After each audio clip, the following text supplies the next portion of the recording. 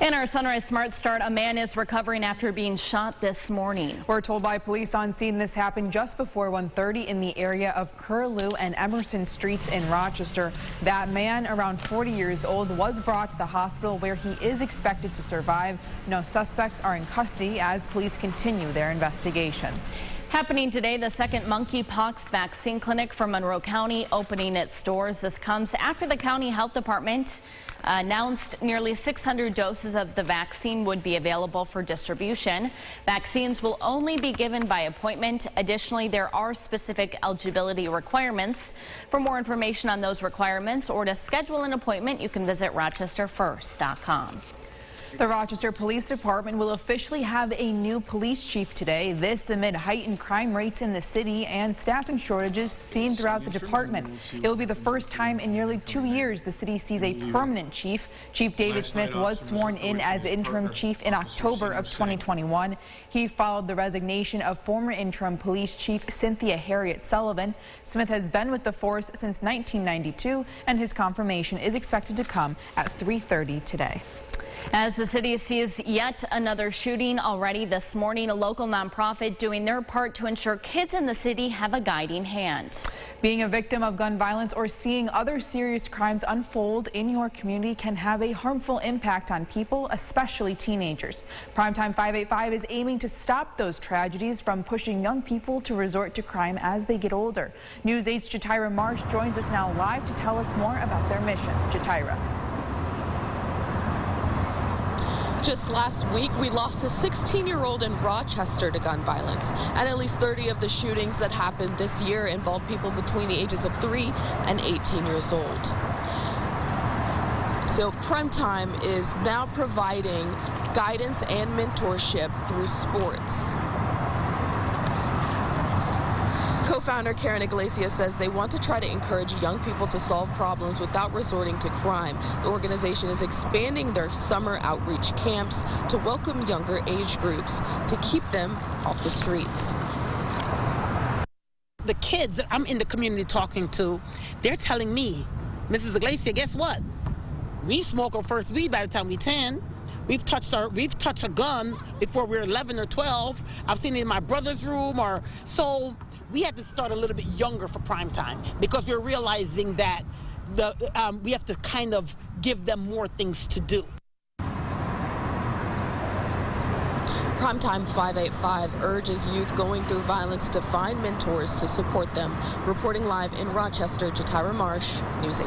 Jatira, thank you. If you would like to volunteer with Primetime 585 or get help from their services, you can find their contact information on our website, RochesterFirst.com.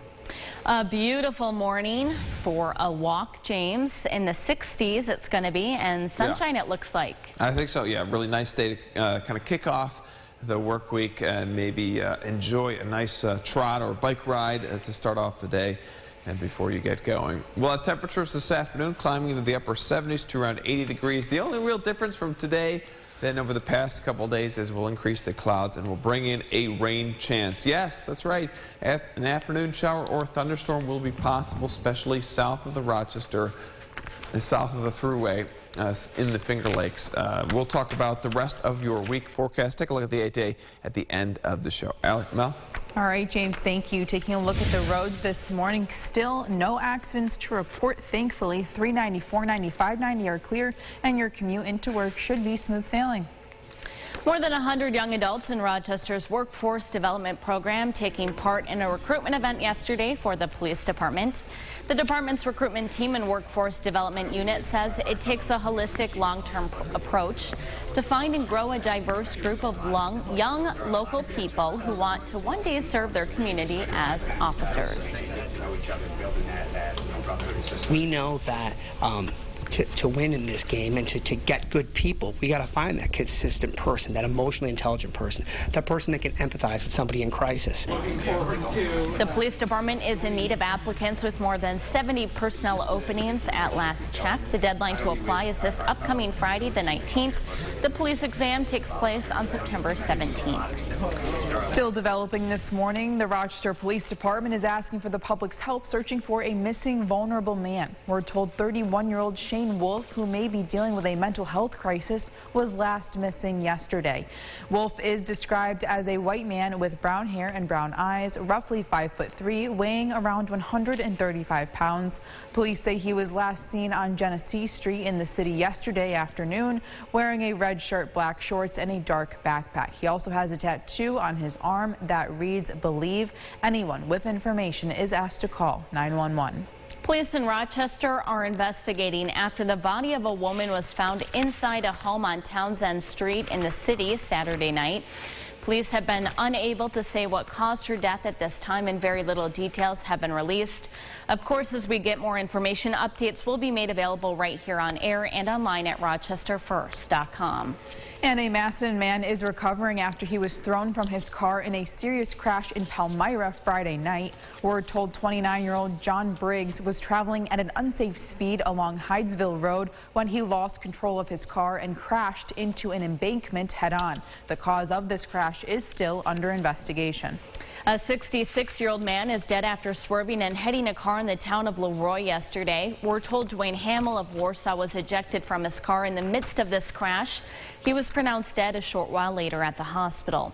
The driver of the other car is still recovering with serious injuries.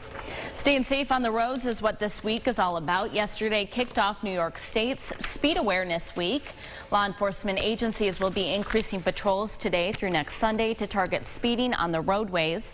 The goal is to not only stop drivers from speeding, but also help prevent avoidable crashes. Preliminary state data shows unsafe speed was a contributing factor in 353 fatal crashes last year.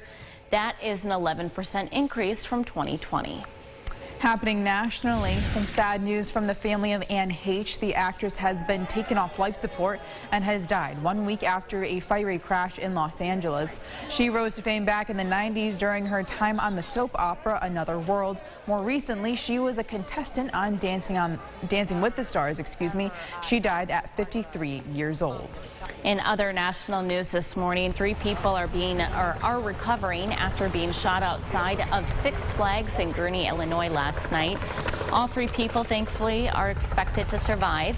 Police say this was not a random act of violence or an active shooter situation inside that park, clarifying this incident was likely targeted and happened at the entrance of the park. The incident is still under investigation.